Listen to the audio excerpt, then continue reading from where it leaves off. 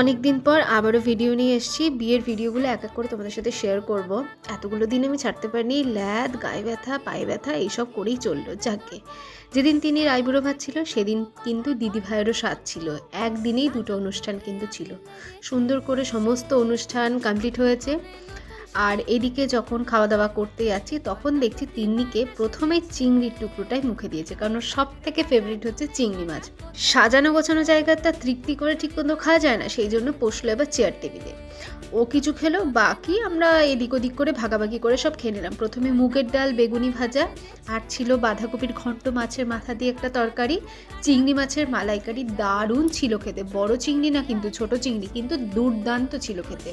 এই রেসিপিটার নাম ঠিক মনে পড়ছে না, কাতলা কালিয়া না কাতলা বেগম বাহার, মনে হয় কাতলা বেগম বাহারই হবে।